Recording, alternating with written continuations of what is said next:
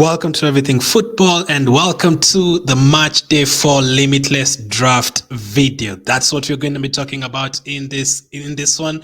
I mean, some of you have already played both chips, your wildcard and Limitless, so maybe this one doesn't apply to you, but some of you still have the Limitless and are still deciding whether to use it in Match Day 4, 5, or 6. Some of you still have both of them and you're very lucky maybe, and if you're doing well already without playing those chips, you are probably doing well, but I think it's time to activate at least one of them. So if you're at least activating your Limitless chip, then this video definitely applies to you. So as always, these decisions, you don't have to go with the same decisions. You can make your own choices. I'll be giving you alternative options as I talk about the player I've picked, and also at the end, I'll be mentioning alternative options you could go for, because there's a lot of options you could go for. Like on a Limitless chip, you're unlimited, your budget is unlimited, and you can go for literally anyone. After match day 3, we have learned a couple of things. So planning for the match day 4 can really help us. We know the players that have rested in match day 3, they might start in match day 4. We will get to know more after the weekend's games, after all the teams play. We saw teams like Napoli on fire. We saw Rangers are still a bit poor against Liverpool. Man City absolutely on fire once again. Bayern scoring 5 goals. So we've learned a lot of things from those games. There's still a couple of injuries you need to look at. The likes of Courtois, Kimmich, will they be back by next week? That is what we are going to wait and see. But more videos will come after this. But this one, let's do the Limitless Draft. So I'm still sticking with the same direction with the match day 3 in terms of a couple of teams, Bayern Munich and Man City. I think you need to triple up on both of them. Like Cancelo's unlucky not to get a clean sheet because you're subbed off early, but he did get the 5 points in that game. The likes of Haaland scored a couple of goals. The likes of Sane, Mane, Gnabry, all these guys delivered. Neuer in goal, Upamecano in defense, Sergio Gomez of Man City, Diaz, Laporte, all these guys delivered, and that is why you need to triple up on them. Again, it's just literally up to you whether you're going to go for 2 midfielders and 1 defender, or you're going to go for 2 defenders from one team and 1 midfielder. Literally up to you. But let's start with Leroy Sané. I think they'd want to go through before they face Barcelona and Inter Milan once again, and this is their easiest fixture against Victoria Pilsen, and I think Sané will start once again, especially if the likes of Muller still out. Is definitely a very good option once again. 2 goals in the match day 3 game against Victoria Pilsen. He also scored from outside the box. 12 points. Was very unlucky because if he played another 3 minutes or another 2 minutes, that could have been an extra 2 points. If you captained him, an extra 2 points for playing 60 minutes, an extra 2 points for the clean sheets that Bayern Munich kept, and he would actually have gotten player of the match if he didn't get subbed off. So you were looking at like 18 or 19 points in that match. So unlucky to get 12, but he was my captain, and I think he will do well once again in match day 4. Up against Victoria Pilsen, I'm expecting another 4 or 5 goals. So this Bayern guy is absolutely fantastic. Now it's not only Leroy Sané. I'm going to also pick Sadio Mane for this one. Double up in terms of their midfield. Very expensive. If you're playing your wildcard or just making transfers, you might not afford these players, but on a Limitless Draft, you definitely afford both of them. Now, Mane had not been great in the Champions League so far, but he scored 15 points in the last match. They played all 90 minutes, so there's a chance he might not play all 90 minutes next week, but he picked up player of the match, a goal, an assist, the 4 balls recovered as well. He also played 90 minutes, and he also kept a clean sheet. So if we get more of the same, you're looking at a double return from all of them in terms of double points. So Bayern Munich definitely a team to go for. Again, it doesn't necessarily have to be Mane. You can go for Gnabry if you're convinced he's going to start any of those players. Gnabry played as a striker the other day, so that is a very good position to play for Bayern Munich up against Victoria Pilsen. Now, the third one, I was trying to decide whether I'd go for Gnabry, go for all 3 attackers, or go for a defender like Upamecano or any of those guys, Alphonso Davies, another one who was subbed off early this week, but I've decided to go for Manuel Neuer because is going to start and is going to play 90 minutes, is not going to be subbed off. So that is the safest option. If they're going to keep a clean sheet, you're guaranteed like 6 points in that match. So he's the highest scoring goalkeeper so far alongside Mignolet. 6 points in match day 1, 7 points in match day 2, and 7 points in match day 3. Surprisingly, actually made he got a save point against Pilsen at home. So that is not bad at all. So all the 3 Bayern players in the squad already. So again, remember, you don't have to go for these particular options, but I do think you need 3 Bayern players at least. The next team we're going to focus on is obviously Manchester City. Absolutely fantastic performance once again against Copenhagen. These guys are scoring 5 goals, 6 goals, 7 goals for fun every week. And again, Cancelo got subbed off, are very, very unlucky. We know players like De Bruyne was rested. So for the guys who are De Bruyne in the limitless draft for matchday 3, very unlucky not to have him play. Haaland got subbed off. We did expect that. I actually thought he was going to leave him to get another hat trick, but no, he subbed him off. So those 2 players we'll talk about later to see whether we're going to have them in. But yet another safe option from here is Ederson. I think Ederson is definitely a safe pick in this one.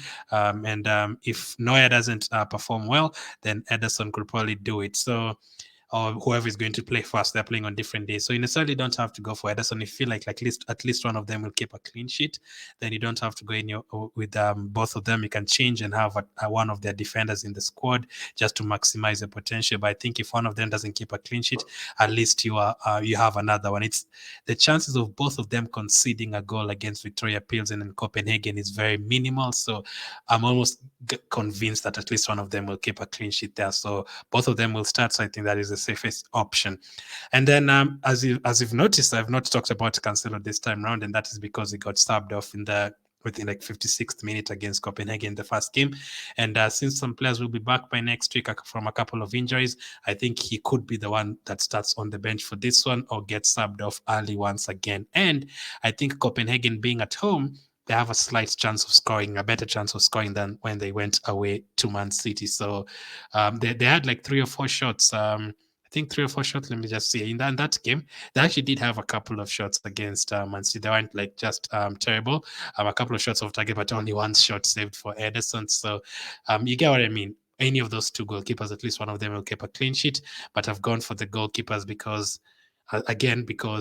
all of them will play 90 minutes, unlike the defenders who could be subbed off anytime.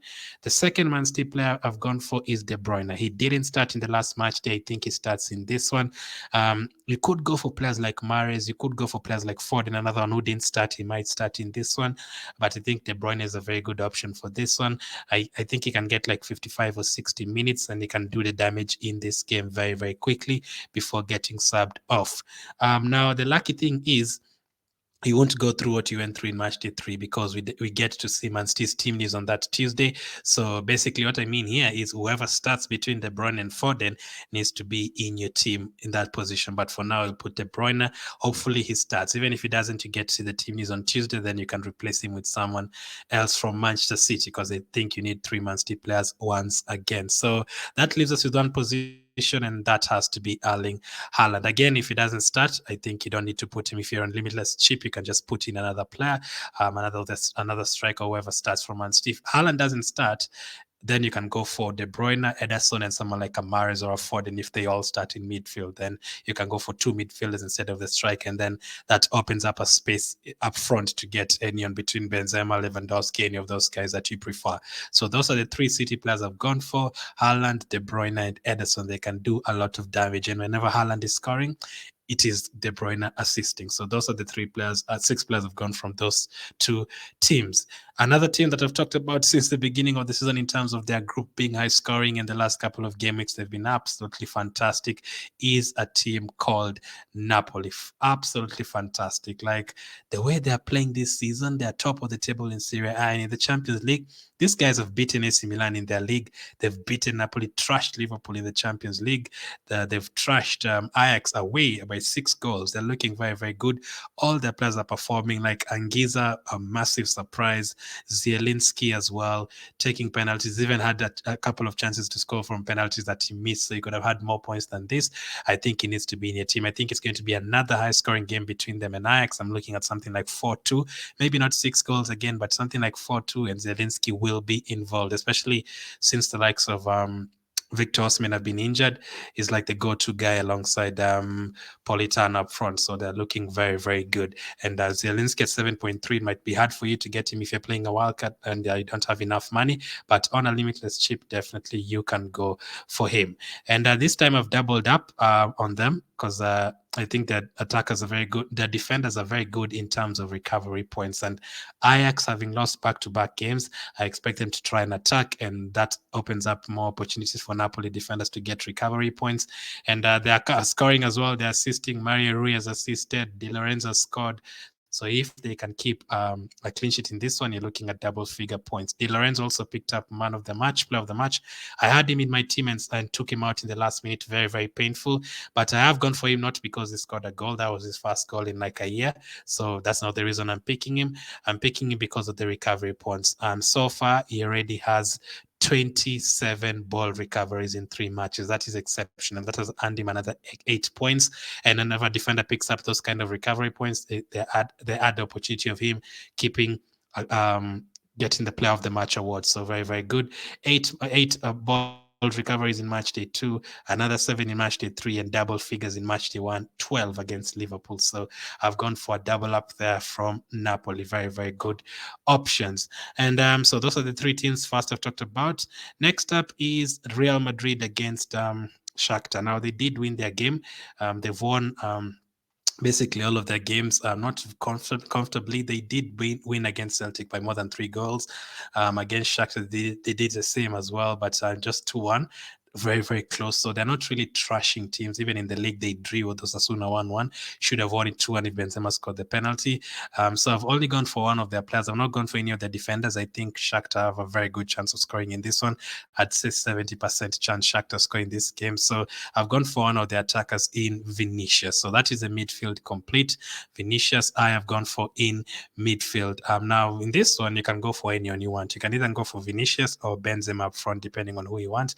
But I think Vinicius is a very solid option in terms of goals and assists. So that is the midfield complete. If you're playing your wildcard or just not using the limitless chip, it would be hard to afford this kind of team. Another player who remains in all my teams because of just the opponent they are playing and also the kind of attacking threat he is this player from Dortmund called Rafael Guerrero. He's only going to cost you 4.8 million, so that feels like you're not really using the budget you allowed in terms of limitless, just using whichever money you want. But Guerrero is quite good. He's already the attacking returns for a defender who's already scored 2 goals within 3 games. He scored in match day 1 against Copenhagen.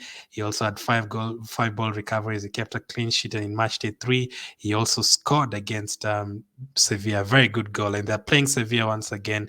Sevilla not looking good. By then, they might have already changed the manager, so we need to see the kind of manager bounce back, and that is the reason I have not gone for Bellingham. Sevilla might just try to defend in that match and not try to score, or not try to score basically, and keep Bellingham quiet. The chances of that happening very minimal as well. But since they're going to get a new manager, you're not going to go full on Dortmund. But listen, if we prefer Dortmund player like Bellingham in midfield, you can definitely go for him. For example, you can just go for Benzema instead of Vinicius and then have Bellingham in midfield, literally up to you. So that is the second defender I've gone for. Third defender I have chosen for today is from Liverpool, Trent Alexander-Arnold.